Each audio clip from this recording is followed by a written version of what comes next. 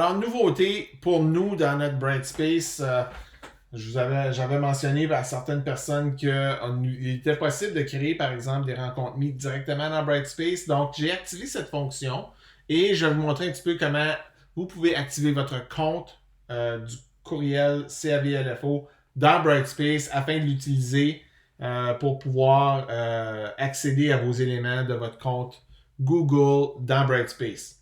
Donc, à la page d'accueil, donc si vous cliquez sur la maison, ici, ça vous montre ici maintenant dans la colonne de droite Google Apps. Donc, vous devez lier votre compte courriel du CAVLFO. Donc, si je fais lier le compte Google Apps, tu mets ton adresse, donc tu as besoin simplement de changer ici. Comme pour moi, je mettrais ça.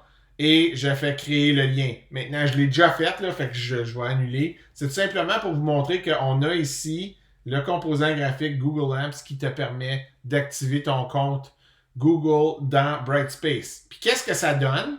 Ben, je vais aller ici, puis je vais à la page d'accueil. Vous voyez, une fois que c'est activé, tu vois Google Apps ici et je vois maintenant une icône Gmail, une icône Agenda, une icône Drive. Ça, c'est les paramètres de ceux que tu veux voir. Puis ce qu'on peut voir ici, regardez donc les courriels non lus dans Brightspace. Ensuite, si je clique sur le prochain, c'est mon calendrier de la journée. Et documentation, c'est Drive. Donc, c'est les documents Drive dans lesquels les derniers qui ont été consultés. Donc, documents récents.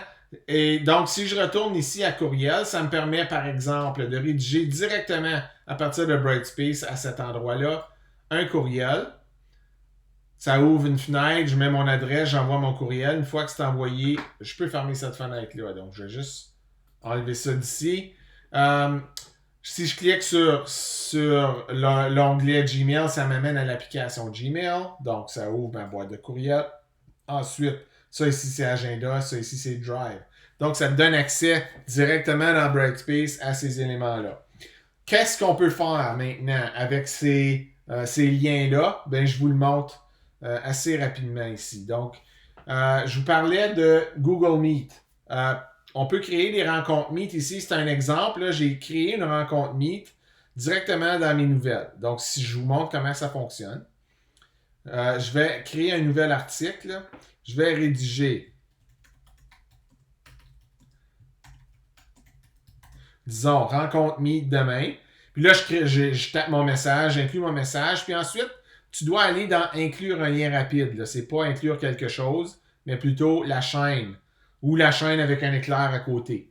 Inclure un lien rapide et je vais défiler jusqu'en bas pour dire « je veux créer un lien Meet ». Je clique sur Meet, ça me crée un lien. OK? Puis je vais juste vous montrer le comportement de ce lien-là. Le comportement, c'est où est-ce que ça s'ouvre. Donc, si je reclique sur la chaîne en le surlignant, ça me montre que ça l'ouvre dans une nouvelle fenêtre. N'importe quel élément que vous allez ajouter de Google doit s'ouvrir dans une nouvelle fenêtre. Si ça apparaît dans le même cadre, Google n'autorise pas la connexion de ce côté-là pour l'élève, par exemple, de son côté. Il va l'ouvrir, il va avoir une case grise qui dit Google n'autorise pas la connexion. Donc, il faut que le comportement soit une nouvelle fenêtre et par défaut, si je ne me trompe pas, chaque chose qu'on ajoute a le comportement de s'ouvrir dans une nouvelle fenêtre. Donc, je vais juste mettre à jour ça ici, puis je vais faire publier. Donc, ma nouvelle est publiée. Je retourne à ma page d'accueil ici. Ça, c'est la nouvelle rencontre que je viens juste de créer. Donc, si je clique là-dessus, ça va m'ouvrir un Meet, le lien qui a été créé en créant ma rencontre. C'est pas nécessairement toujours le même. À chaque fois qu'on va créer cette rencontre-là, ça sera pas toujours le même. Ça va être un nouveau lien à chaque fois. Mais si tu veux réutiliser toujours le même lien, ben une fois que tu l'as créé, tu fais simplement sélectionner l'adresse, la copier puis la réutiliser comme bon te semble. Ou ça peut être un lien différent, c'est à toi de décider. Mais donc, l'élève accéderait, puis c'est ta rencontre Meet sous ton compte Google. Donc, tu es le propriétaire, c'est toi qui gères qui rentre, qui sort, qui tu veux exclure, qui tu veux fermer le micro et tout ça. Donc, je ferme cette fenêtre-ci. Donc, ça, c'est une façon que tu peux l'utiliser. Et ces liens Meet-là peuvent être intégrés un petit peu partout. Disons que je me créais un nouvel icône Meet. OK? Je vais juste le faire pour vous montrer. Donc, je ferai un lien personnalisé, je vais juste l'appeler Meet. Oups. Puis là, je vais mettre insérer un lien rapide. Je vais aller complètement en bas, choisir Google Meet.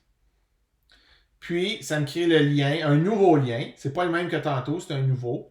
Puis là, je vais mettre une icône ou quoi que ce soit. Là, si tu veux, je vais prendre n'importe quelle icône. Je vais aller dans mes documents, trouver icône. Puis je vais mettre n'importe quoi. Là, je vais mettre celle-là ici. OK? Ça serait mon icône pour mon Meet. OK? Donc, c'est un nouveau. Là, je fais ajouter. OK. Ça, c'est mon icône. Mon nouveau lien Meet. Je fais enregistrer et fermer. Et ce lien Meet-là, donc si je clique dessus, ça l'ouvre dans une autre fenêtre. Puis, de la même façon que l'autre qui a été créé. C'est pas la même adresse. Comme je vous disais, si tu veux toujours conserver la même adresse, tu copies celle-ci avec le HTTPS tout le temps pour la coller ailleurs, par exemple, dans tes liens en haut de la page. OK? Donc, ça évite d'aller dans Meet, créer une rencontre, ensuite, copier le lien, le coller, l'ajouter. Ça sauve des étapes de ce côté-là.